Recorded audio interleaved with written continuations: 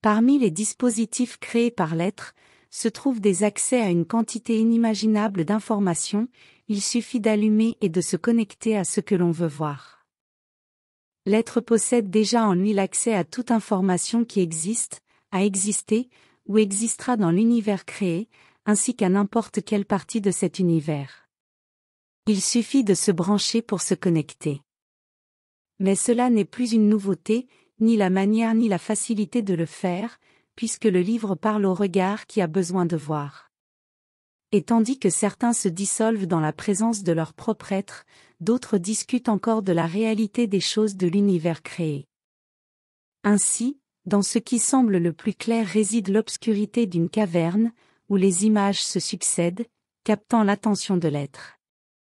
Dans ce qui semble le plus sombre, réside la réalité de la lumière qui apporte les images. Mais la compréhension est la véritable lumière.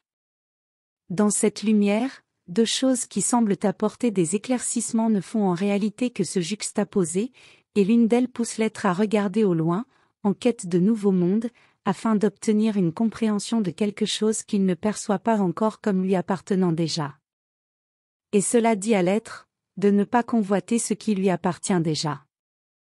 Une autre chose dit à l'être, d'avoir foi en un Messie ou un Sauveur, et même de l'attendre, alors que le seul Messie est l'être lui-même.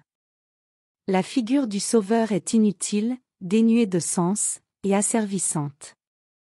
Il n'y a pas de recommandation contre le fait de prier les mythes, car l'être fera preuve de créativité dans ses prières, et celles-ci lui feront voir l'absurdité de ses demandes égoïstes. L'être perçoit déjà le jeu dans lequel la sensibilité et l'insensibilité l'enveloppent, et c'est pourquoi il les démystifie. Le monde de l'art lui-même est enraciné dans les émotions et les sensibilités, où chaque œuvre produite ou reproduite vise cet éveil. On dit que le monde ne peut vivre sans art, mais il n'existe pas de sol plus fertile pour la maturation de la connaissance de la vie réelle que l'être.